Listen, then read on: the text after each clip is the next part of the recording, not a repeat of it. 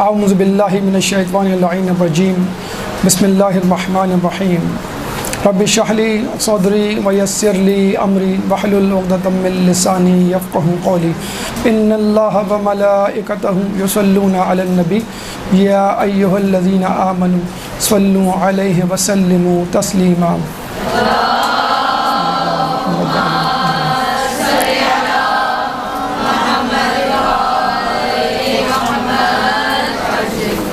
سب سے پہلے تو آپ تمام لوگوں کو ماہ شعبان کی مبارک ہو۔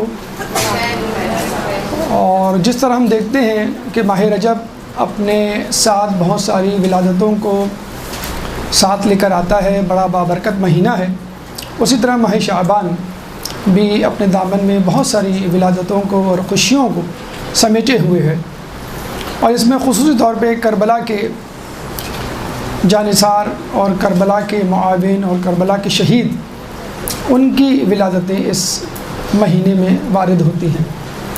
سب سے پہلے پہلی شعبان کو بی بی زینب سلام اللہ علیہ کی ولادت مبارک۔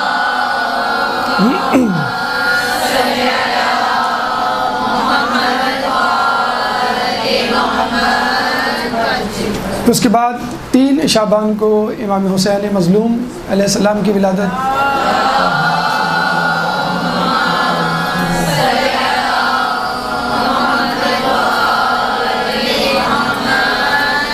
4 شعبان کو حضرت عباس علمدار کی ولادت مبارک۔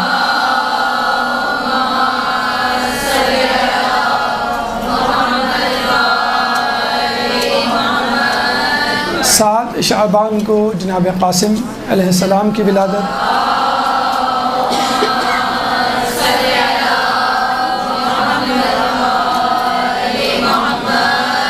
11 شعبان کو شہزادہ علی اکبر کی ولادت۔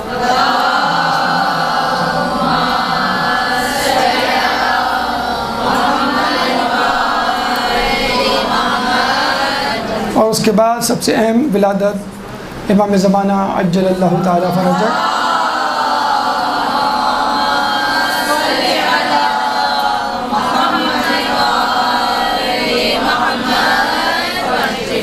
تو آپ نے دیکھا کہ ولادتیں سب کی سب کربلا سے موسوم اور منسوب ہیں، بس ایک امام زمانہ کی ولادت جو کربلا سے ہٹ کے ہے، لیکن حقیقی طور پہ دقت کے ساتھ دیکھا جائے تو وہ بھی کربلا سے مربوط ہے۔ وہ اس طرح کہ وہ امام مظلوم کا یعنی کربلا کے سانحہ کا بدلہ لینے کے لیے اس دنیا میں تشریف لائیں گے، اور اس کے ساتھ ساتھ وہ اس دنیا کو عدل سے اس طرح بھر دیں گے کہ جس طرح وہ ظلم سے بھری ہوئی ہوگی۔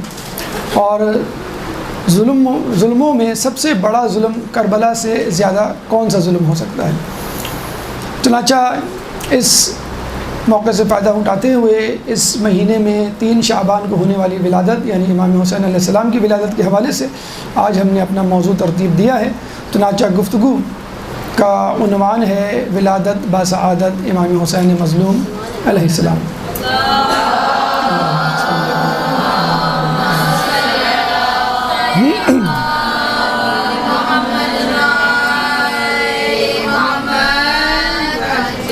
اللہ تعالیٰ نے انسانیت کی بقا اور ارتقاء کے لیے انبیاء اکرام اور مرسلین کا سلسلہ جاری کیا، اور اس کی اہمیت کا اندازہ آپ اس بات سے لگا سکتے ہیں کہ اللہ نے پہلے نبی بھیجا، پھر انسان پیدا کیا، اس کے بعد کتابیں نازل کی، اور پھر شریعتیں متعین کی، اور یہ سب کچھ اس لیے کیا کہ انسانیت گمراہ نہ ہو جائے۔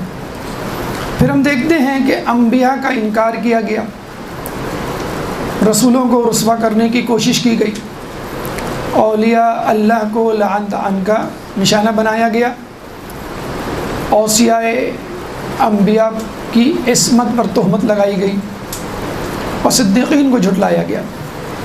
لیکن اس کے باوجود اللہ تعالیٰ نے اپنے انبیاء اور مرسلین کا سلسلہ منقطع نہیں کیا، یعنی اللہ کو یہ تو گوارا ہے کہ آدم علیہ السلام جنت سے نکالے جائیں، اللہ کو یہ بھی گوارا ہے کہ ابراہیم علیہ السلام آتش نمرود میں پھینکے جائیں، اللہ نے یہ بھی گوارا کر لیا کہ نوح علیہ السلام کی کشتی طوفانوں میں گر جائے، پھر اس کے بعد اللہ نے یہ بھی گوارا کیا کہ موسیٰ علیہ السلام دریائے نیل کے سامنے حیران و پریشان اور ششدر کھڑے رہیں، اور اس کے بعد عیسیٰ علیہ السلام کا مصلوب ہونا بھی گوارا کیا۔ لیکن اللہ تعالیٰ نے یہ گوارا نہیں کیا کہ ہادیان الہی کے سلسلے کو منقطع کیا جائے۔ یہ الگ بات کہ انبیاء و مرسلین پر آنے والی آزمائشوں کے تحت ان کے حفظ و مراتب طے کیے گئے۔ چنانچہ ہم دیکھتے ہیں کہ اللہ تعالیٰ نے کسی کو کلیم اللہ کہا، کسی کو خلیل اللہ کہا، کسی کو مسیح کہا، اور کبھی چند رسولوں کو ایک دائرے میں محدود کر اولو العزم پیغمبر کا لقب عطا فرمایا، اور پھر اسی میں سے ایک نبی کو افضل و اعلیٰ تمام انبیاء تمام مخلوقات پر مقدم کیا، اور اس کو رحمت للعالمین احمد مصطفیٰ محمد مصطفیٰ صلی اللہ علیہ وسلم۔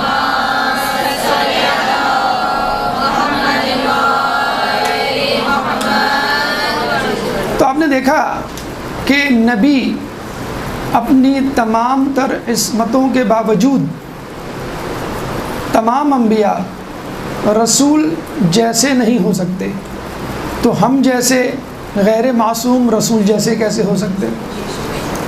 اس کے بعد ہم دیکھتے ہیں کہ انبیاء کی ترسیل، رسولوں کی آمد و رفت کی وجہ سے اقوام دو حصوں میں تقسیم ہو گئی۔ ایک معتقدین ہادیان الہی اور ایک منحرفین ہادیان الہی۔ ایک گروہ وہ جو اللہ کے بھیجے ہوئے پیغمبروں کی تصدیق کرتا، اتباع کرتا، اور دوسرا گروہ وہ جو منحرف ہوتا اور گمراہ ہوتا۔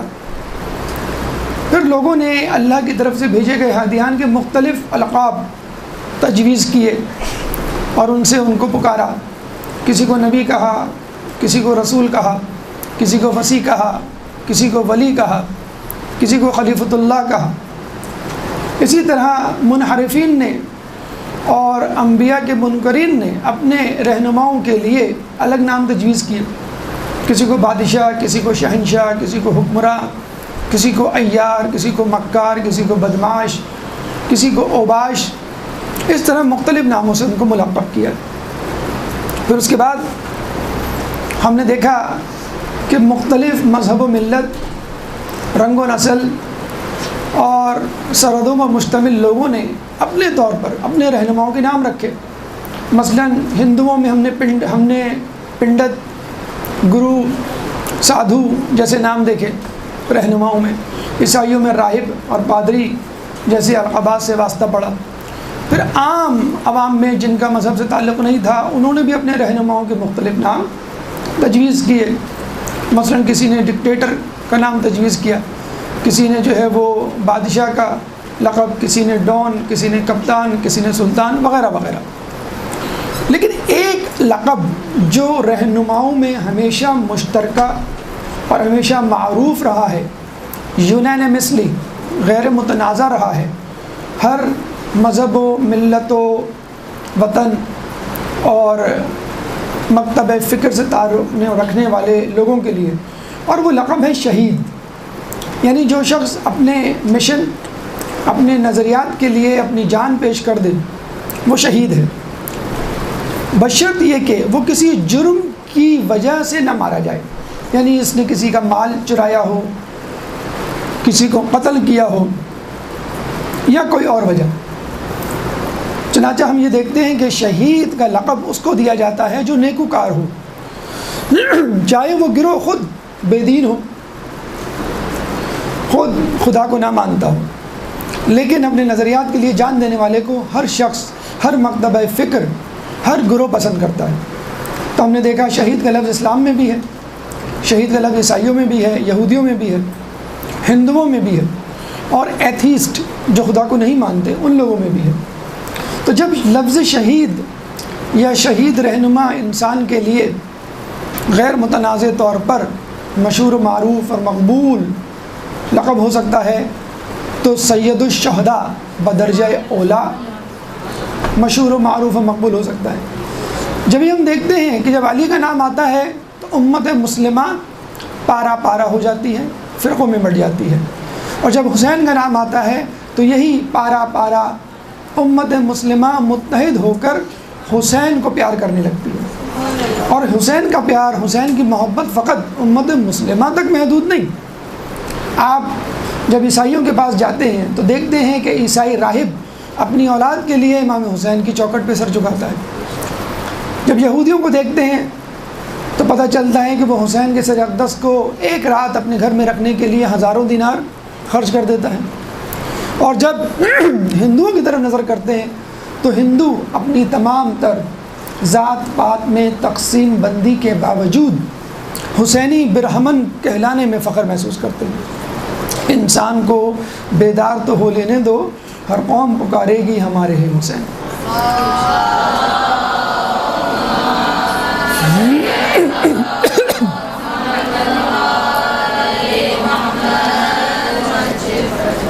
اور پھر اللہ تعالیٰ نے حسین مظلوم کو اس عظیم شہادت، اس عظیم قربانی کے عوض کچھ خاص عنایات مرحمت فرمائیں۔ مثلا روایات کے مطابق آپ کو جو ایک خاص تمغہ جو آپ کے سینے پہ سجا، وہ یہ کہ آپ کی نسل میں مسلسل 9 امام قرار دیے، کسی کو یہ اعزاز حاصل نہیں ہوا۔ پھر اس کے بعد آپ کی قبر مطہر کی خاک خاک شفا کہلائی، جس کی قبر کی خاک شفا ہو تو پھر اس کی دعا کیا ہوگی، اس کی دوا کیا ہوگی۔ پھر آپ کی قبر مطہر پر مانگے جانے والی دعا کو مقبول قرار دیا، تو جس کی قبر مبارک پر دعا مانگی جائے وہ دعا قبول ہو جائے، تو اگر وہ شخص خود کسی کے لیے دعا مانگے اور قیامت کے دن کسی گروہ کی شفاعت کرے تو پھر اس کی دعا کیوں نہیں قبول ہوگی۔ پھر اس کے بعد امام حسین مظلوم کی مرقد اور مطاہرت اور روضے کی زیارت کرنے والے زائر کے لیے کہا گیا کہ اس کی عمر جو اس نے وہاں گزاری ہوگی اس کو شمار نہیں کیا جائے گا۔ تو یہ وہ 4 تمغے ہیں جو اللہ تعالیٰ نے سید الشہداء کو کربلا میں قربانی دینے کے عوض عنایت کی، اور ایک تمغہ تو اس سے بھی آگے بڑھ کر ہے۔ ایک دفعہ ایک صحابی ابی کعب رضی اللہ تعالیٰ عنہ رسول اللہ کی خدمت میں بیٹھے ہوئے تھے، اتنے میں حسین جو ابھی بچپن کی عمر میں تھے اندر داخل ہوتے ہیں۔ رسول اللہ بے ساختہ کہتے ہیں، مرحبا بکا یا ابا عبداللہ یا زین السماوات والارض، مرحبا اے ابا عبداللہ یا زین السماوات والارض، اے آسمانوں اور زمینوں کی زینت۔ ابھی کعب جب یہ سنتے ہیں تو بہت حیران ہوتے ہیں، رسول اللہ سے پوچھتے ہیں کیا آپ کے سوا بھی کوئی ہے جو زمین و آسمان کی زینت ہو؟ رسول فرماتے ہیں ان الحسین ابن علی فی السماء اکبر منہ فی الارضین، بے شک حسین ابن علی آسمانوں میں زمین کی نسبت زیادہ بلند و بالا ہے۔ زمین کے لوگ حسین کو اتنا نہیں جانتے جتنا آسمان کے لوگ جانتے ہیں۔ اب پھر رسول نے کہا کہ اس خدا کی قسم کہ جس نے مجھے مبعوث کر کے بھیجا ہے، عرش کے دائیں طرف یہ لکھا ہوا ہے حسین مصباح الہدی و سفینۃ النجات، حسین ہدایت کا چراغ اور نجات کی کشتی ہے۔ آپ نے اہل بیت کے حوالے سے سنا کہ اہل بیت خود نجات کی کشتی ہے، لیکن اہل بیت میں کسی فرد کو الگ سے نجات کی کشتی نہیں کہا گیا۔ یہ حسین کا اعزاز ہے کہ الگ سے آپ کو نجات کی کشتی کہا گیا، اور غالباً اس لیے کہ کربلا کے میدان میں اگر لوگ مشوش ہو جائیں، پریشان ہو جائیں، وہم میں مبتلا ہو جائیں کہ حق کس طرف ہے، تو وہ حسین کی طرف دیکھ لے، بس حسین جہاں ہوں گے وہیں پہ نجات کی کشتی ہوگی، وہی چراغ یا ہدایت کا چراغ ہوگا۔ ایک درود پڑھ دے محمد علیہ وسلم۔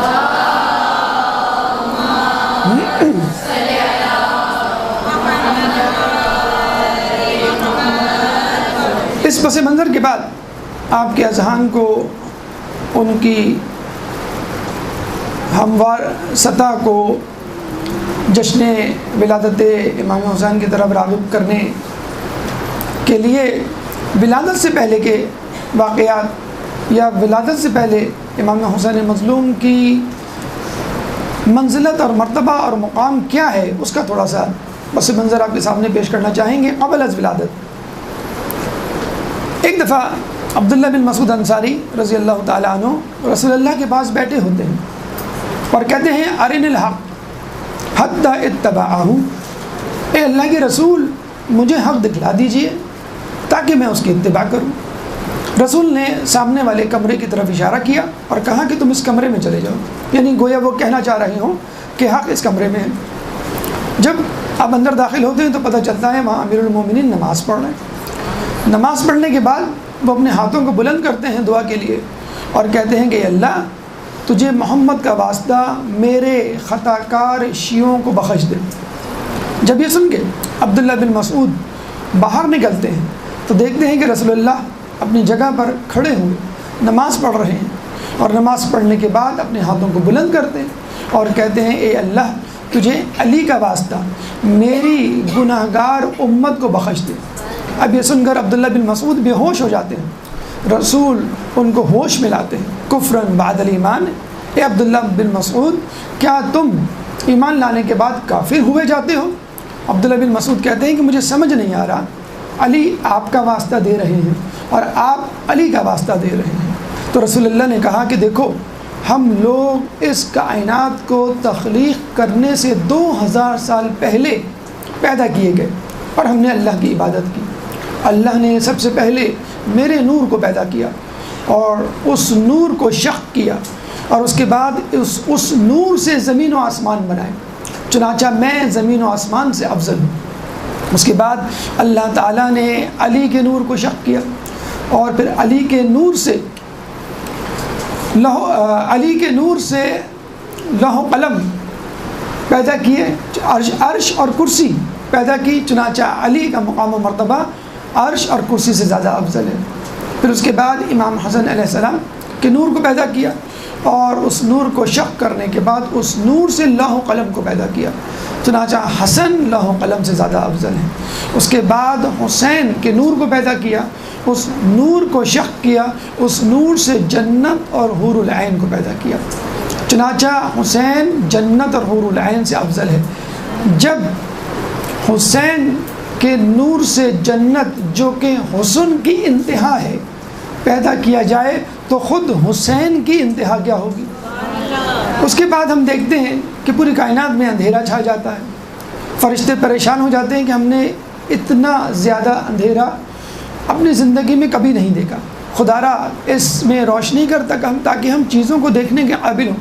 اللہ تعالیٰ نے ایک نور کو پیدا کیا، اس میں روح کو ملایا اور پھر اس نور اور روح کے مجموعے کو، مغلوبے کو لے کر اس سے اللہ تعالیٰ نے روشنی کو پیدا کیا، جس سے یہ پوری کائنات روشن ہوئی اور آج تک روشن ہے۔ تو یہ وہ پنجتن ہے کہ جن کے نوروں کو، جن کے انوار کو اللہ تعالیٰ نے حقیقی طور پہ اس دنیا کو تخلیق کرنے سے 2000 سال پہلے پیدا کر دیا تھا، اور یہ اس وقت سے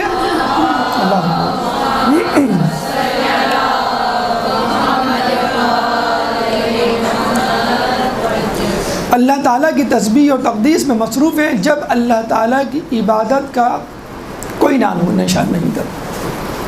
تو آپ کو اندازہ ہو جانا چاہیے کہ حسین کی پیدائش، حسین کی ولادت پہ تذکرہ تو بہت دور کی بات، ہمیں یہ دیکھنا چاہیے کہ کیا کیا چیزیں حسین سے پیدا ہوئیں، کیونکہ حسین سے پیدا ہونے والی چیز جنت، اور جنت میں موجود نعمتیں ہوں تو خود حسین کا مرتبہ مقام کیا ہوگا۔ جنت جو ایک عام مومن کے لیے منزل ہے، اور وہ منزل خود حسین سے پیدا شدہ ہو۔ اس کے بعد ہم قرآن کی طرف چلتے ہیں اور یہ دیکھتے ہیں کہ قرآن امام حسین مظلوم کی کس طرح تسبیح، تقدیس اور تعریف کرتا ہوا نظر آتا ہے۔ سورہ احقاف آیت نمبر 15، سورہ احقاف قرآن کا 46واں سورہ ہے، چیپٹر 46 ورس نمبر 15۔ اللہ تعالیٰ فرماتا ہے وَوَصَّيْنَا الْإِنسَانَ بِوَالِدَيْهِ إِحْسَانًا وَحَمَلَتْهُ أُمُّهُ كُرْهًا وَوَضَعَتْهُ كُرْهًا وَحَمْلُهُ وَفِصَالُهُ 30 شهرًا حَتَّى إِذَا بَلَغَ أَشُدَّهُ وَبَلَغَ 40 سَنَةً قَالَ رَبِّ أَوْزِعْنِي ان اشکر نعمتک التی انعمت علی و علی والدی وان اعمل صالحا ترضاہ انی تبت الیک وانی من المسلمین۔ سورہ اعقاف آیت نمبر 15 میں اللہ تعالیٰ فرماتا ہے وَوَصَّيْنَا الْإِنسَانَ بِوَالِدَيْهِ احسانا، کہ ہم نے انسان کو وصیت کی کہ وہ اپنے والدین کے ساتھ احسان کرے۔ کیوں احسان کرے؟ اس کا جواب اللہ فوراً دیتا ہے وَحَمْلَتْهُ وَحَمَلْتُهُ أُمُّهُ كُرْهًا، اس کی ماں نے اس کو اپنے پیٹ میں زحمت کے ساتھ رکھا، وَوَضَعَتْهُ كُرْهًا، اور پھر اس کو زحمت کے ساتھ پیدا کیا، وَحَمْلُهُ وَفِصَالُهُ 30 شهرًا، اور مدت حمل اور مدت رضاعت یعنی دودھ پلانے کی مدت 30 مہینے ٹھہری۔ پھر اس کے بعد قال رب اوزعنی، اے اللہ تو مجھے اس بات کی توفیق دے۔ اچھا، وحملہ وفصالہ 30 شہرا، مدت حمل اور مدت رضاعت 30 مہینے ٹھہری، حتیٰ اذا بلغ اشدہ، حتیٰ کہ وہ اپنی طاقت کو پہنچ گیا، وبلغ 40 سنہ، اور وہ 40 سال کا ہو گیا۔ پھر اس نے کیا کہا؟ قال رب اوزعنی، اے اللہ تو مجھے توفیق دے، ان اشکر نعمتک التی، کہ میں ان نعمتوں کا شکر ادا کروں، انعمت علی، جو میرے اوپر تو نے نازل کی، وعلی الوالدی، اور میرے والدین پہ نازل کی، وان اعمل صالحا ترضاہ، اور مجھے ایسے اعمال صالح کرنے کی توفیق دے کہ جس سے تو راضی ہو جائے، وَأَصْلِحْ لِي فِي ذُرِّيَّتِي، اور میری ذریت میں بھی صالحیت قرار دے، یعنی ان کو بھی صالح بنا، انی تبت الیک، میں تیری طرف متوجہ ہوں، وانی من المسلمین، اور میں مسلمانوں میں سے ہوں۔ اللہ تعالیٰ یہاں پر ایک ایسے شخص کا تذکرہ کر رہا ہے کہ جس کو اس کی ماں نے پیٹ میں رکھا، پھر جنا، اور پھر اس کی خوراک کا بندوبست کیا، یعنی اس کو دودھ پلایا، حتیٰ کہ وہ بڑا ہو گیا، پھر 40 سال کا ہو گیا۔ دیکھیے اس آیت میں اللہ تعالیٰ نے ماں کے جو 3 درجے ہیں ان کی وجوہات بیان کر دی، یعنی حمل، مدت حمل، پیٹ میں رکھنا، یہ خود ایک زحمت ہے جو ماں 9 مہینے تک برداشت کرتی ہے۔ پھر اس کے بعد وضع، یعنی اس کو پیدا کرنا، پیدائش، یہ خود ایک زحمت، مشقت ہے، اور پھر رضاعت، اس کو دودھ پلانا۔ اور رسول کے پاس جب ایک شخص آیا اور وہ کہتا ہے کہ ماں کو 3 درجہ فضیلت کیوں حاصل ہے، تو رسول اللہ نے یہی 3 وجوہات بتلائی۔ اور اس کے بعد وہ شخص اپنے ماں باپ کے لیے دعا کرتا ہے، اپنے لیے دعا کرتا ہے کہ مجھ کو شکر ادا کرنے کی توفیق عطا فرما، میرے ماں باپ کو شکر ادا کرنے کی توفیق عطا فرما، ان نعمتوں کے عوض جو مجھ پر اور میری ماں پہ نازل کی تو نے، اور پھر مجھے نیک اعمال کرنے کی توفیق دے، اور پھر میری ذریت یعنی میری نسل میں بھی نیک اعمال رکھ دے اور ان کو بھی صالح بنا۔ اب یہاں پر یہ سوال پیدا ہوتا ہے کہ اللہ تعالیٰ نے جو یہ کہا کہ وَحَمْلُهُ وَفِصَالُهُ 30 شهرا، کہ اس کی مدت حمل اور مدت رضاعت 30 مہینے ہے، تو ان 30 مہینوں میں سے کتنے مہینے مدت حمل کے گنے جائیں گے اور کتنے مہینے مدت رضاعت کے؟ تو اس کا فیصلہ قرآن نے بڑی آسانی کے ساتھ سورہ بقرہ آیت نمبر 233 میں کر دیا۔ سورہ بقرہ قرآن کا دوسرا سورہ، چیپٹر 2 ورس نمبر 233، اللہ فرماتا ہے وَالْوَالِدَاتُ يُرْضِعْنَ أَوْلَادَهُنَّ حَوْلَيْنِ كَامِلَيْنِ، اور والدین اپنے بچوں کو 2 سال کامل دودھ پلائیں۔ تو جب اللہ نے 2 سال کامل کہہ دیا تو اس کا مطلب ہے 24 مہینے مدت رضاعت متعین ہو گئی۔ اب 30 مہینے میں سے 24 مہینے نکال دیں، 6 مہینے رہ جاتے ہیں۔ ویسے تو 9 مہینے مدت حمل ہوتی ہے، ورنہ کم سے کم جو مدت حمل ہے وہ 6 مہینے۔ علماء اعلام نے جب تحقیق کی تو پتہ چلا کہ تاریخ انبیاء میں 2 نبی ایسے گزرے ہیں کہ جن کی مدت حمل 6 مہینے ٹھہری، ایک حضرت یحییٰ علیہ السلام اور ایک حضرت عیسیٰ علیہ السلام۔ لیکن ذیشان حیدر جوادی اس معاملے میں ایک تحقیق سامنے لاتے ہیں اور یہ کہتے ہیں کہ یہ آیت حضرت یحییٰ علیہ السلام اور حضرت عیسیٰ علیہ السلام پر جزوی طور پہ تو تطبیق ہو سکتی ہے، جزوی طور پہ تو وہ اس کے مصداق قرار دیے جا سکتے ہیں، لیکن کلی طور پہ نہیں، کہ وہ آیت میں موجود تمام شرائط اور خصوصیات بھی پورا نہیں اترتے۔ بلا شبہ دونوں نبی، دونوں انبیاء 6 مہینے اپنی ماؤں کے رحم میں رہے، لیکن ہم یہ دیکھتے ہیں کہ یحییٰ علیہ السلام 40 سال کی عمر کو نہیں پہنچے اور اس سے پہلے وہ قتل کر دیے گئے اور شہید ہو گئے۔ تو یہاں جو لفظ آیا ہے وَبَلَغَ 40 سنہ، کہ جب وہ 40 سال تک پہنچ گیا، تو یحییٰ علیہ السلام 40 سال تک نہیں پہنچے۔ جب ہم عیسیٰ علیہ السلام کی بات کرتے ہیں تو وہ بھی 40 سال تک نہیں پہنچے اور 33 سال کی عمر میں آسمانوں پر اٹھا لیے گئے۔ اور نہ صرف یہ کہ یہ شرط پوری کرتے ہوئے نظر نہیں آتے عیسیٰ علیہ السلام، بلکہ دوسری ایک اور شرط کہ جس میں لکھا ہوا ہے وَعَلَى الْوَالِدَيَّ، مجھ پر اور میرے والدین پر نعمتوں کا جو تو نے انزال کیا ہے اس کا شکر ادا کرنے کی توفیق عطا فرما۔ تو عیسیٰ علیہ السلام کے والدین میں سے ماں تو تھی، باپ نہیں تھا، تو عیسیٰ علیہ السلام یہاں پر 2 شرطیں پوری کرتے ہوئے نہیں نظر آتے۔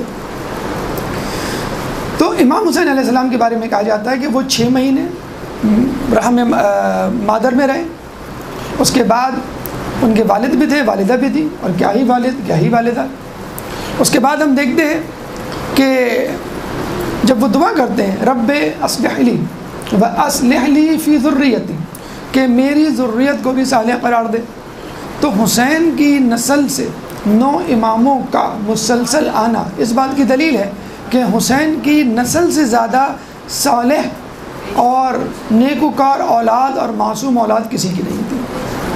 تو یہ آیت سورہ احقاف کی آیت نمبر 15 امام حسین علیہ السلام کے حمل، ان کی ولادت اور ان کی سیرت پہ مکمل طور پہ تطبیق ہوتی ہے۔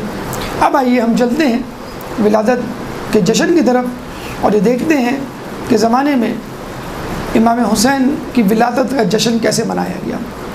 ابھی آپ کے سامنے عرض کیا گیا کہ رسول نے فرمایا کہ ان الحسین ابن علی فی السماء اکبر منہ فی الارضین، کہ حسین کا مرتبہ مقام آسمانوں میں زمین کی بنسبت کہیں زیادہ بلند مقام ہے۔ اور واقعی ہم یہ دیکھتے ہیں کہ آپ کی ولادت کا جشن آسمانوں پر زیادہ بہترین طریقے سے اور جسے کہتے ہیں کہ پرجوش طریقے سے منایا گیا بنسبت زمین کے۔ اللہ تعالیٰ اس سلسلے میں 4 قسم کے فرشتوں کو متحرک کرتا ہے اور ان پر حکم جاری کرتا ہے۔ پہلے قسم کے فرشتے وہ جن کو ہم مسئول فرشتے کہہ سکتے ہیں، یعنی وہ فرشتے جن کے اوپر کچھ ذمہ داریاں ہیں، جنت، دوزخی اور دیگر۔ پھر اس کے بعد دوسرے قسم کے فرشتے مقرب فرشتے، یعنی جو اللہ سے قریب ہیں اور تمام فرشتوں سے افضل ہیں، جیسے جبرائیل علیہ السلام ہیں، اسرافیل علیہ السلام ہیں، میکائیل علیہ السلام ہیں۔ پھر اس کے بعد تیسرے قسم کے فرشتے معتوب فرشتے، کہ اللہ تعالیٰ نے ان کو سزا دی تھی ترک اولا یا خطا یا لغزش کی بنیاد پر، اور انہوں نے اس جشن سے، اس ولادت سے کیسے استفادہ کیا، اس کا تذکرہ ابھی آپ کے سامنے آئے گا۔ پھر اس کے بعد متفرق یا مؤخر فرشتے جو حسین علیہ السلام کی ولادت کے بعد اس دنیا میں تشریف لائے۔ سب سے پہلے اللہ تعالیٰ مسئول فرشتوں کو حکم دیتا ہے، اور مسئول فرشتے میں سب سے پہلے جنت کے فرشتے، جنت کے داروغہ، جنت کا محافظ فرشتہ جس کا نام رضوان ہے، اس کو اللہ تعالیٰ حکم دیتا ہے کہ تم جنت کی تزئین و آرائش کرو، اور حور کو حکم دیتا ہے کہ تم اپنا بناؤ سنگھار اور بڑھا دو، کیونکہ میرا حسین اس دنیا میں آنے والا ہے۔ چنانچہ جنت کو جو پہلے ہی سے خوبصورت، پہلے ہی سے دیدہ زیب، پہلے ہی سے مسحور کن ہوتی ہے، اس میں مزید خوبصورتی، مزید تزئین و آرائش کا اضافہ کیا جاتا ہے۔ پھر اس کے بعد اللہ تعالیٰ دوزخ کے فرشتے مالک سے مخاطب ہوتا ہے اور کہتا ہے کہ تم جہنم کے شعلوں کو بجھا دو۔ ہمیں یہاں یہ پوچھنا چاہیے کہ اللہ کہ تو نے جنت کی تزئین و آرائش کا حکم دیا جو پہلے سے موجود تھی، تو جہنم کے شعلوں کی آنچ کو کم کر دیتا، مطلقاً بجھانا۔ اس کا مطلب ہے کہ اللہ تعالیٰ نہیں چاہتا تھا کہ حسین کی ولادت کے وقت جہنم کے شعلے بلند ہوں یا جہنم کا تذکرہ ہو۔ یعنی حسین کی شفاعت اتنی زیادہ بلند و بالا شفاعت ہے کہ کوئی شخص اگر خود سے چاہے منحرف ہو کے تو جہنم میں چلا جائے، ورنہ حسین کی شفاعت پوری دنیا کے لوگوں کو کافی ہے جنت میں لے جانے کے لیے۔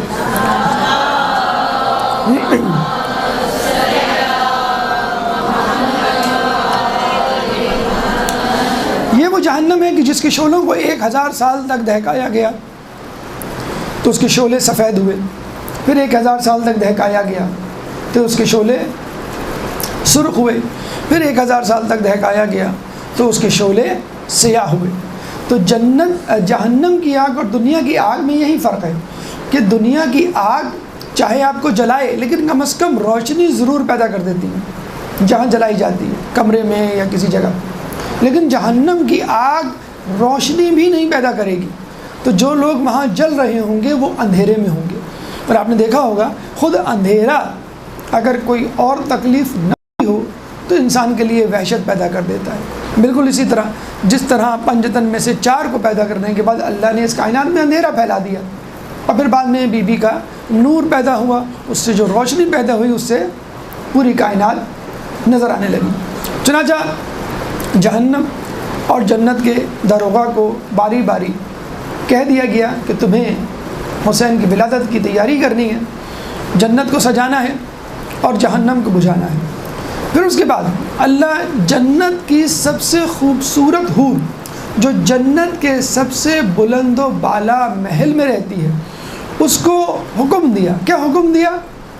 ہونا تو یہی چاہیے کہ جس طرح باقی حوریں اور باقی جنت بن سنور رہی ہے تم بھی تزئین و آرائش کرو، نہیں، اس حور جس کا نام لایا تھا، لام عین یا الف حمزہ، لایا کو حکم دیا کہ تم فوراً اپنا محل چھوڑو اور زمین کی طرف پرواز کرو اور وہاں میرے حسین کی ولادت میں مدد کرو۔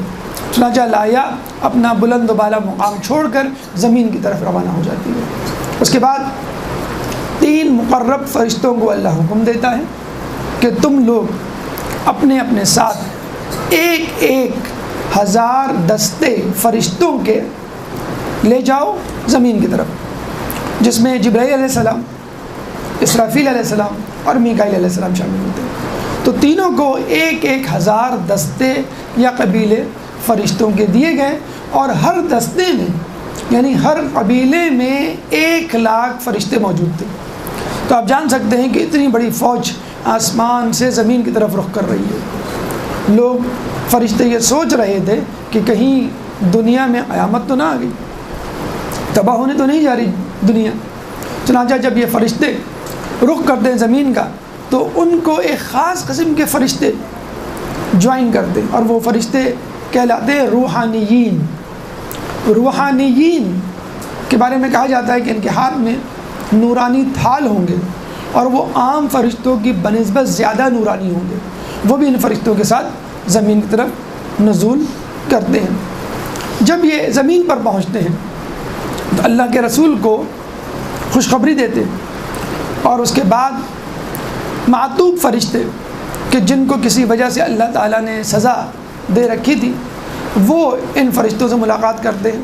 سب سے پہلا فرشتہ معتوب فرشتہ جس کو اللہ تعالیٰ نے سزا دی تھی اس کا نام ہے سرسائل، سواد سے سر سوائل۔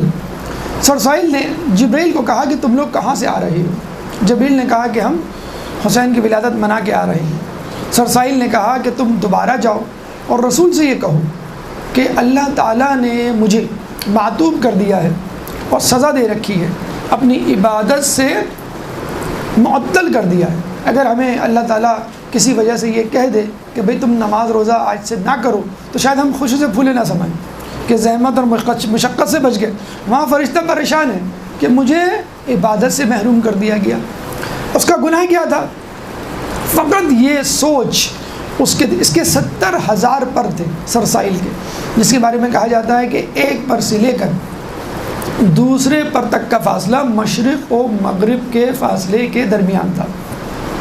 کہتے ہیں کہ جب یہ سرسائل یہ سوچ رہا تھا کہ کیا اللہ تعالیٰ کو سمندر میں موجود، اس کی تہہ میں موجود جاندار کا بھی علم ہے، اور کیا اللہ تعالیٰ کو اندھیری راہ میں موجود کسی چھوٹے سے جانور کا بھی علم ہے، کیونکہ کائنات تو بہت بڑی ہے۔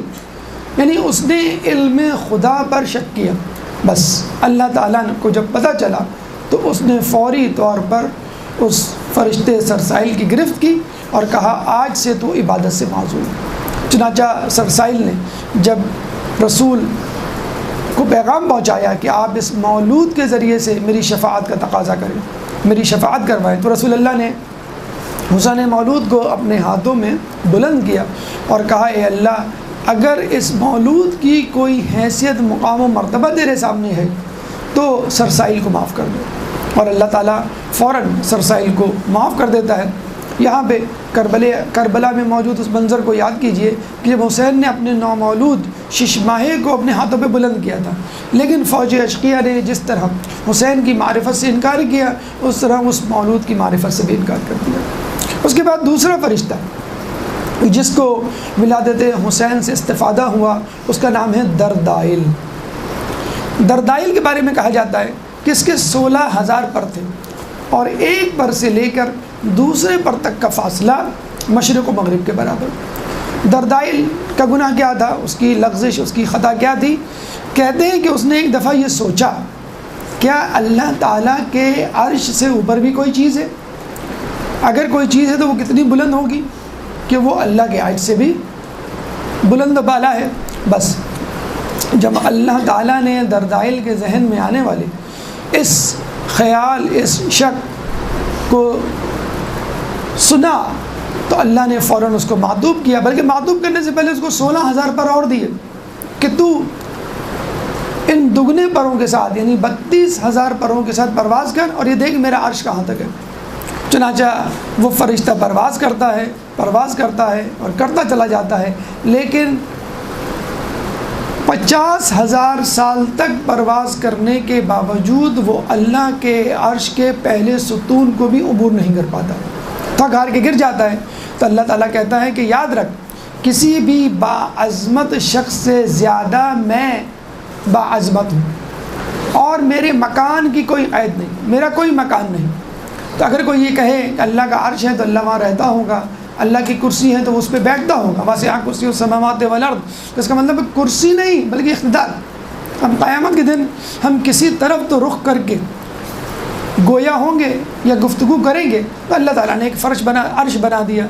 جب ہم نماز پڑھتے ہیں تو کسی چیز کی طرف نماز رخ کر کے پڑھتے ہیں کہ ہم چاہتے ہیں کہ ہمارا رخ اللہ کی طرف ہو، تو اللہ تعالیٰ نے بیت اللہ بنا دیا کہ گویا یہ میرا گھر ہے، سمجھو کہ میں اس میں ہوں اور تم میری طرف رخ کر کے مجھ سے بات کر رہے ہو۔ چنانچہ جب ہم دیکھتے ہیں کہ جب گفتگو کرتے ہیں تو اس شخص کی طرف دیکھا جاتا ہے، اور اگر ہم ادھر ادھر دیکھ رہے ہو تو ہمارا دھیان نہیں ہوتا۔ تو اس کا مطلب یہ نہیں کہ بیت اللہ میں اللہ رہتا ہے، اللہ کے گھر کا مطلب یہ نہیں کہ اللہ رہتا ہے، ایک استعارہ، ایک تمثیل۔ چنانچہ عرش کا مطلب یہ نہیں کہ اللہ وہاں رہتا ہے۔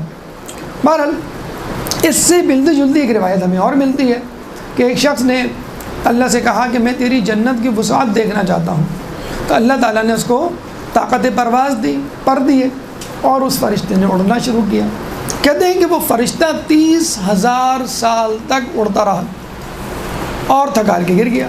اللہ تعالیٰ نے دوبارہ جسے کہتے ہیں کہ اس کو ریچارج کیا یا فیول دیا یا طاقت و توانائی دی، پھر دوبارہ نئے پر عطا کیے، پھر وہ 30,000 سال تک اڑتا رہا، پھر تھکار کے گر گیا، پھر اللہ تعالیٰ نے اس کو بالوں پر دیے، طاقت توانائی دی، پھر وہ 30,000 سال تک۔ کہتے ہیں کہ اس طرح یعنی 30,000 سال تک وہ 30,000 مرتبہ اڑا۔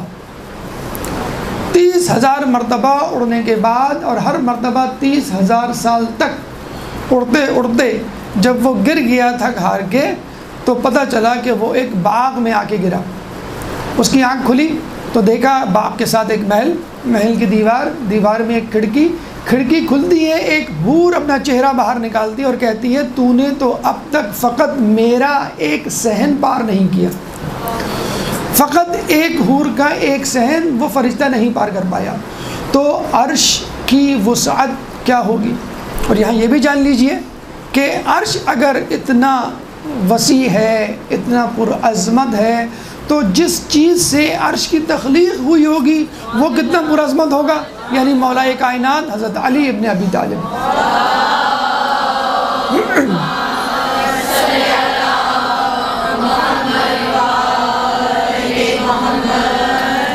تو بس جو فرشتہ عرش پر شک کرنے کی وجہ سے قابل سزا ٹھہرا، تو وہ شخص قابل سزا کیوں نہیں ٹھہرے گا جو خود علی کی امامت پر شک کرے۔ اس کے بعد تیسرا فرشتہ فطرس، جس کے بارے میں آپ سنتے آئیں کہ اس کو بھی اللہ تعالیٰ نے ایک جزیرے میں معزول کر دیا، معذوب کر دیا۔ اس کا گناہ ان سب سے زیادہ تھا۔ کہتے ہیں کہ اللہ تعالیٰ نے جب ولایت علی کو فرشتوں کے سامنے پیش کیا تو فطرس نے انکار کر دیا، چنانچہ اللہ تعالیٰ نے اس کے بالوں پر توڑ کے اس کو جزیرے میں معزول کر دیا۔ کہتے ہیں کہ جب جبرائیل زمین کی طرف جا رہے تھے تو فطرس نے کہا خیریت، کیا قیامت آ گئی ہے؟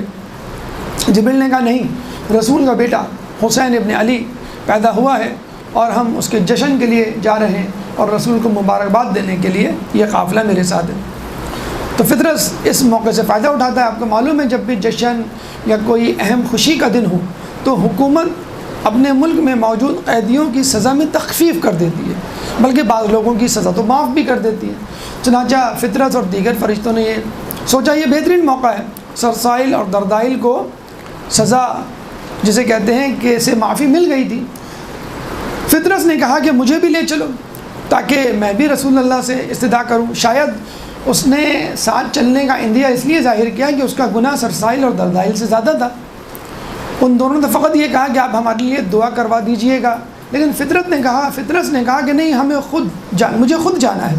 چنانچہ جب جبرائیل نے فطرس کو اپنے پروں پہ بٹھا لیا تو جب سرسائل اور دردائل کے پر اتنے وسیع کے مشرق و مغرب تک پھیلے ہوئے تو خود جبرائیل کے پر، کہتے ہیں کہ جب جبرائیل اپنے پر کھولتے ہیں تو پورا آسمان ڈھپ جاتا ہے، اور اتنے طاقتور جسے کہتے ہیں کہ پر ہیں، وہ بتلاتے ہیں کہ ایک دفعہ قوم لوط پہ جب عذاب ڈالا گیا، مجھے کہا گیا کہ ان کی بستی کو الٹ دو، تو میں نے ایک پر سے قوم لوط جس بستی میں رہتی تھی اس بستی کو اٹھایا آسمان تک اور پھر اس کو زمین پر پٹخ دیا اور وہ تمام بستی ہلاک ہو گئی۔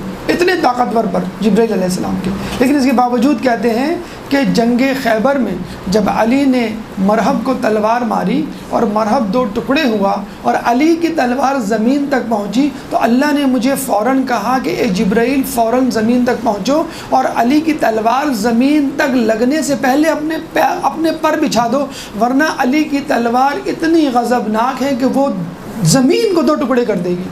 تو جبرائیل کہتے ہیں کہ مجھے وہ جو ضربت ذوالفقار پڑی وہ اتنی شدید تھی اور اس سے اتنی زیادہ شدید تکلیف ہوئی کہ اتنی تکلیف تو مجھے قوم لوط کی آبادی اور ان کے ٹکڑے کو آسمان تک اٹھانے میں تکلیف اتنی نہیں ہوئی۔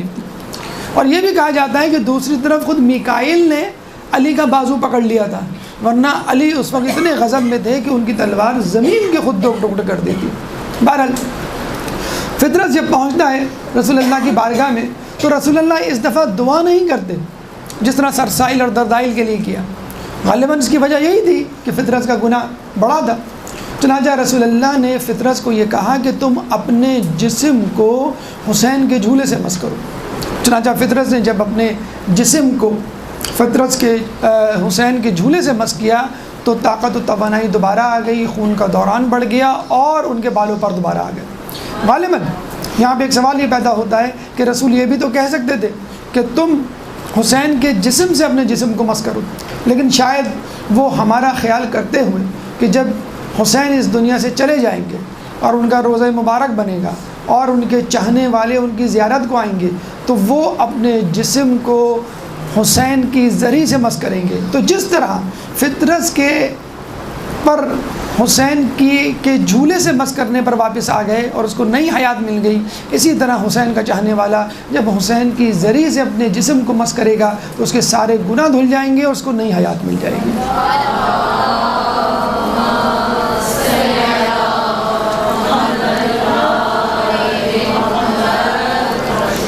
اچھا، یہاں پر فرشتوں کی، ان کے پروں کی بات سن کر نوجوان نسل یا سائنس کے اسٹوڈنٹ یہ کہہ سکتے ہیں کہ بھئی یہ تو کمپیوٹر ایج ہے، ایروپلین کی جو ہے دنیا ہے، کمپیوٹر دور ہے، اور آپ ہمیں بات بتلا رہے ہیں 14 سال پہلے کی، فرشتوں کی، پرندوں کی۔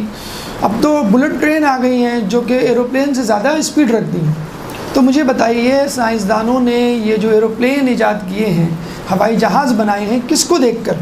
اللہ کی مخلوق پرندوں کو دیکھ کر، کہ جس طرح پرندے پرواز کرتے ہیں اور جو ساخت اور ہیئت اسٹرکچر رکھتے ہیں، اسی ہیئت اسی اسٹرکچر پہ ایروپلین کو بنایا گیا۔ بلکہ ابھی پچھلے دنوں آپ کو یاد ہوگا، آپ نے شاید پڑھا ہوگا کہ چائنا نے بلٹ ٹرین بنائی تھی۔ تو کہتے ہیں جب وہ بلٹ ٹرین بنائی تو اس کی ایکسپیکٹڈ اسپیڈ جو تھی وہ 1000 کلومیٹر پر آور تھی، لیکن پوری کوشش کے باوجود وہ 1000 کلومیٹر پر آور کی اسپیڈ اچیو نہیں کر سکی، کیونکہ ریزسٹنس آف ایئر اتنی زیادہ تھی آگے سے۔ چنانچہ انہوں نے سائنسدانوں کو ٹاسک دیا کہ بھئی آپ سوچیں اور پتہ چلائیں کہ فالٹ کیا ہے اور ہم اس کو کیسے اوور کم کریں، اور ایئر ریزسٹنس کو کیسے کم کریں، اور اس کی اسپیڈ کو کیسے امپروو کریں۔ تو ایک سائنسدان نے ریسرچ کرنے کے بعد یہ کہا کہ اگر ہم اس کا فرنٹ پورشن بلنٹ کی بجائے شارپ بنا دیں، جیسے پینسل کی نوک، جیسے پرندے کی چونچ، تو اس نے باقاعدہ کوشر نامی برڈ کا حوالہ دیا اور یہ کہا کہ یہ کوشر نامی برڈ جب پانی میں ڈبکی لگاتا ہے تو پانی کی لہریں ایک دم سے ہٹ جاتی ہیں، کیونکہ اس کا جو ایج ہوتا ہے، پوائنٹڈ بیک، وہ اتنا شارپ ہوتا ہے کہ اس کا سرفیس ایریا کم ہونے کی وجہ سے وہ فوراً پینیٹریٹ کر جاتا ہے پانی میں۔ تو اگر آپ بلٹ ٹرین کو بلنٹ کی بجائے شارپ بنائیں گے تو بلٹ ٹرین کا ہوا میں پینیٹریٹ کرنا زیادہ آسان ہوگا، اس کا سرفیس ایریا کم ہوگا، ایئر ریزسٹنس کم ہوگی۔ چنانچہ انہوں نے اس طرز پر بلٹ ٹرین دوبارہ بنائی اور اس کا اس دفعہ فرنٹ پورشن کوشر برڈ نامی چونچ جس کی ہوتی ہے اس کی طرز پہ رکھا اور بلٹ ٹرین وہ کامیاب ہو گئی۔ تو آپ کا ایروپلین ہو، آپ کی بلٹ ٹرین ہو، وہ اللہ تعالیٰ کی پیدا کردہ مخلوق ہی سے آئیڈیا لے کر، مستعار لے کر اپنی ایجادات اور دریافت کو ترتیب دیا جاتا ہے۔ تو اللہ تعالیٰ کی ایجادات، اللہ تعالیٰ کی مخلوقات پہ غور کیجئے، یہی غور فکر آپ کو نئی نئی دریافتوں اور نئی نئی ایجادات کی طرف لے کے جائے گا۔ ایک درود پڑھ دے محمد علیہ محمد۔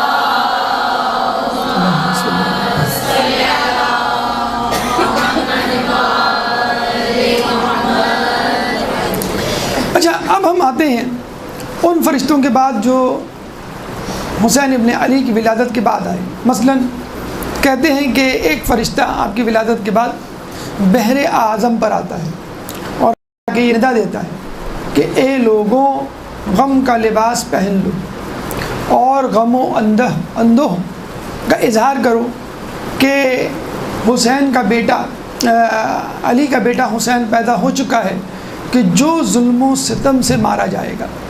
اور کہتے ہیں کہ یہ فرشتہ رسول اللہ کے پاس آتا ہے اور ان کو یہ بری خبر سناتا ہے اور گریہ کرنے لگتا ہے، رسول بھی اس فرشتے کے ساتھ گریہ کرنے لگتے ہیں۔ پھر کہتے ہیں کہ وہ کربلا کی خاک آپ کو دیتا ہے اور یہ کہتا ہے کہ یہ کربلا کی خاک ہے، جب یہ مٹی سرخ ہو جائے تو آپ سمجھ لیجئے گا کہ آپ کا حسین مارا گیا۔ پھر اس خاک کو فرشتہ اپنے پر پہ چھڑکتا ہے اور باقی خاک رسول اللہ کے حوالے کر دیتا ہے۔ پھر رسول اللہ اس خاک کو ام سلمہ کے حوالے کر دیتے ہیں اور یہ کہتے ہیں کہ اس خاک کو سنبھال کے رکھنا، جب یہ خاک سرخ ہو جائے تو سمجھ لینا کہ میرا حسین کربلا میں مارا گیا۔ اس کے بعد 12,000 فرشتوں کا جھنڈ، ایک گروہ، ایک سال بعد حسین کی ولادت کے 1 سال بعد رسول اللہ کے پاس آتا ہے، مبارکباد دیتا ہے اور پھر یہ بھی بتلاتا ہے کہ حسین پر وہی کچھ گزرے گی جو حابیل پر گزری، اور جس طرح حابیل کو ثواب ملا اس طرح حسین کو بھی ثواب ملے گا، بلکہ حسین کی شہادت پر گریہ کرنے والوں کو بھی ثواب ملے گا۔ اور اس کے بعد پھر ہم دیکھتے ہیں کہ ایک فرشتہ اللہ تعالیٰ سے ضد کرتا ہے کہ مجھے تیرے محبوب کی زیارت کرنی ہے، پہلی مرتبہ وہ دنیا میں آنا چاہتا ہے، چنانچہ اللہ اس کو اجازت دیتا ہے اور یہ کہتا ہے کہ تم جا کر رسول اللہ کو حسین کی شہادت کی خبر دینا اور یہ کہنا کہ ان کا قاتل یزید ہوگا۔ فرشتہ کہتا ہے کہ اللہ، میں تو پہلی مرتبہ رسول کے پاس جا رہا ہوں اور پہلی ہی مرتبہ میں بری خبر لے کے جاؤں، یہ کیسے ہو سکتا ہے؟ تو اللہ کہتا ہے کہ جو تمہیں حکم دیا گیا ہے وہ بجا لاؤ۔ چنانچہ یہ خبر لے کے رسول اللہ کے پاس آتا ہے، آپ کی زیارت کرتا ہے اور گریہ کرتے ہوئے کہتا ہے کہ آپ کے بیٹے کو ظلم و ستم کے ساتھ قتل کیا جائے گا اور آپ کے بیٹے کا قاتل یزید ہوگا۔ اور یہ کہہ کر وہ گریہ کرنے لگتا ہے، رسول بھی گریہ کرنے لگتے ہیں، رسول بددعا دیتے ہیں اس قوم و ملت، اس گروہ کو کہ جو حسین کو قتل کرے گی۔ پھر رسول اس فرشتے سے پوچھتے ہیں کہ تم بتاؤ کیا وہ امت فلاح پا سکتی ہے کہ جو میرے بیٹے حسین کو قتل کرے؟ تو فرشتہ کہتا ہے ہرگز نہیں، بلکہ یہ امت آگے چل کر خود اختلافات کا شکار ہو جائے گی۔ ہم دیکھتے ہیں کہ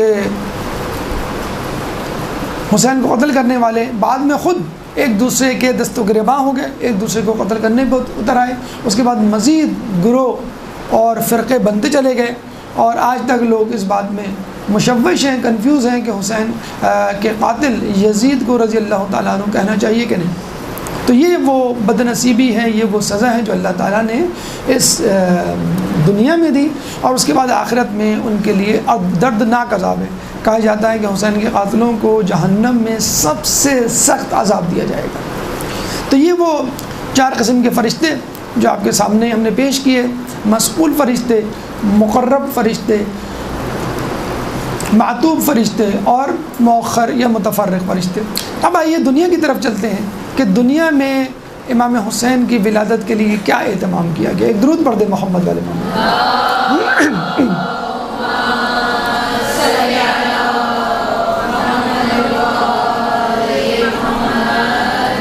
جنت کی سب سے خوبصورت حور لایا کو جب حکم دیا گیا کہ تم حسین کی ولادت کے لیے اہتمام کرو اور دنیا میں جاؤ، تو جب وہ حجرہ فاطمہ میں داخل ہوتی ہے تو دیکھتی ہے کہ یہ وہاں تو بہت خستہ حالی ہے، وہ تو جنت سے آئی ہوئی پورا آسائش، تو کہتے ہیں جنت سے باقاعدہ ایک قالین بھیجا گیا۔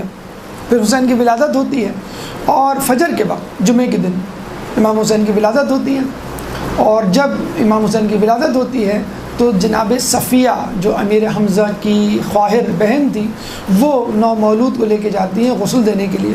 تو رسول اللہ اسی وقت وارد ہوتے ہیں اور کہتے ہیں کہ لاؤ اس بچے کو میری گود میں دے دو۔ تو صفیہ کہتی ہیں ابھی اس کو غسل نہیں دیا گیا، مجھے غسل دینے دیجئے، پھر میں آپ کے حوالے کرتی ہیں اسے۔ تو رسول اللہ نے کیا کہا کہ کیا میرے بچے کو بھی طہارت کی ضرورت ہے؟ اللہ تعالیٰ نے جس کو طیب و طاہر بنایا اس کو کسی طہارت کی ضرورت نہیں۔ انما یرید اللہ لیذھب عنکم الرجس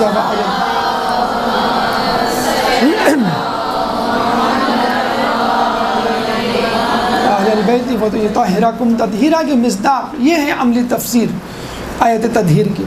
اس کے بعد رسول اللہ امام حسین کے دائیں کان میں اذان دیتے ہیں، بائیں کان میں اقامت، گویا بتلا رہے ہیں کہ حسین اس اذان کو یاد رکھنا، تمہیں اسی اذان کو، اسی اقامت کو، اسی نماز کو زندہ کرنا ہے کہ جب یہ ختم ہونے جا رہی ہوگی۔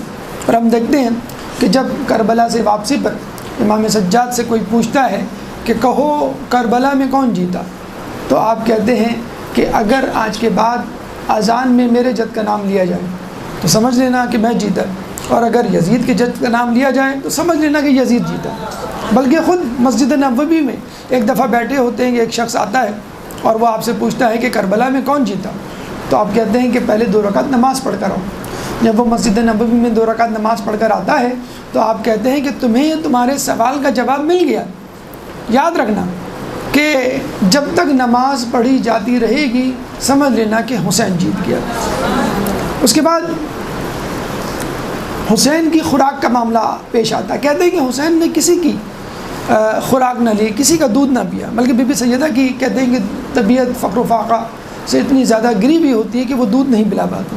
تو جب رسول اللہ کے پاس لایا جاتا ہے تو رسول اللہ اپنی انگشت مبارک کو امام حسین کے دہن اقدس میں دیتے ہیں تو وہاں پہ دودھ کی نہر جاری ہو جاتی ہے جس سے وہ استعراب ہوتے ہیں. 2 یا 3 دن تک کفایت کرتا تھا وہ دودھ جو رسول اللہ اپنی انگشت مبارک سے پلایا کرتے تھے. 2-3 دن کے بعد جب حسین کو دوبارہ بھوک لگتی تو دوبارہ رسول اللہ کے پاس لایا جاتا. پھر آپ اپنی انگشت مبارک دہن اقدس میں رکھ دیں اور دودھ پلاتے اور پھر وہ 2-3 دن تک کفایت کرتا. یوں 40 دن تک یا 2 سال تک رسول اللہ نے حسین کی خوراک کا اہتمام کیا. اور یہ وہ عملی تفسیر ہے جو ہم دعائے ندبہ میں لحموں کا لحمی و دموں کا دمی، یعنی تمہارا گوشت میرا گوشت، تمہارا خون میرا خون. تو یوں کہہ لیجئے کہ امام حسین نے اسلام کی آغوش میں ایمان کے مرکز سے خوراک حاصل کی. اس کے بعد عقیقے کا وقت آتا ہے تو رسول اللہ ایک گوسفند سیاہ اور ایک گوسفند سفید یعنی بھیڑ ذبح کرتے ہیں اور لوگوں کی ضیافت کرتے ہیں. حسین کی ایک یکتا فضیلت یہ ہے کہ حسین نے اپنی آمد پر بھی لوگوں کو ضیافت سے سیراب کیا، کھانے سے سیراب کیا، اور شہادت میں بھی جاتے جاتے تاکید کی کہ دیکھو اگر کوئی زائر میری زیارت کے لیے آئے تو 3 دن تک اس کی مہمان نوازی کرنا. تو یہ حسین کا صدقہ ہے کہ جس کی وجہ سے آج تک لوگ جب بھی کربلا جاتے ہیں یا حسین سے مانگتے ہیں تو حسین ان کو دینے میں کوئی بخل نہیں کرتا. اس کے بعد جب نام رکھنے کا مرحلہ آتا ہے تو جبرائیل علیہ السلام رسول کے پاس حاضر ہوتے ہیں اور کہتے ہیں کہ چونکہ علی مثل ہارون ہے چنانچہ آپ اپنے اس بیٹے کا نام یعنی علی کے دوسرے بیٹے کا نام ہارون کے دوسرے بیٹے شبیر پہ رکھیے. اور عبرانی زبان میں شبیر تو عربی زبان میں حسین، چنانچہ رسول اللہ آپ کا نام حسین رکھتے ہیں. اور حسین کے لیے کہا جاتا ہے نام کہ یہ نام اس سے پہلے کبھی کسی کا نہیں رکھا گیا. حسن یعنی خوبصورت حسین اور حسین یعنی چھوٹا خوبصورت، لیکن وہ چھوٹا خوبصورت اتنا خوبصورت کہ جو جنت اور جنت میں موجود نعمتوں اور حور العین کی پیدائش کا سبب بنا. اس کے بعد حسین کی ایک یکتا فضیلت یہ ہے کہ کسی نبی اور کسی ولی، کسی جانشین پیغمبر کی ولادت پر جشن تو منایا گیا ہے لیکن گریہ نہیں ہوا.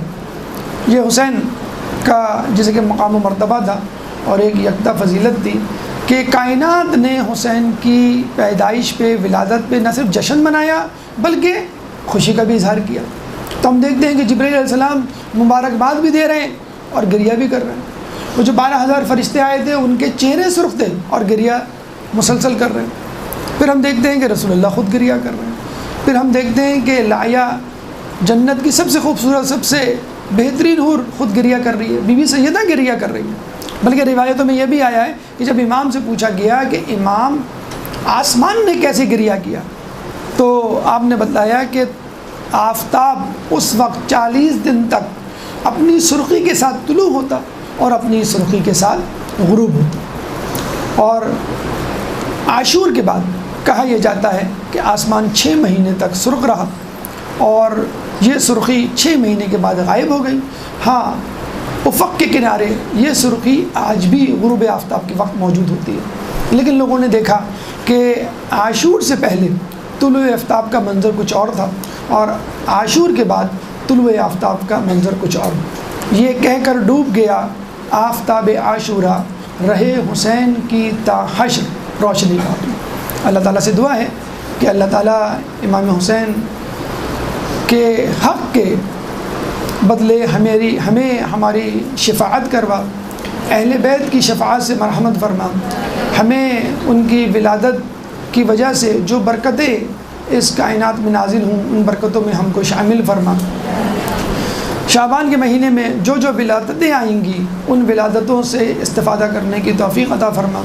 ان شخصیات کی برکات کو ہماری زندگیوں میں شامل فرما. بحق حسین جو لوگ پریشان حال ہیں ان کی پریشانی کو دور فرما، جو مقروض ہیں ان کے قرض کو ادا فرما، جو بیمار ہیں ان کو شفاء کلی عطا فرما، جو بے روزگار ہیں ان کو رزق حلال عطا فرما، جو زندان میں ہیں ان کو رہائی عطا فرما، جو کسی رشتے کے انتظار میں ہیں ان کے لیے غیب سے مناسب رشتوں کا اہتمام کر، امام کے ظہور میں تعجیل فرما، اور ہمیں ان کے انصار و اعوان میں شامل فرما.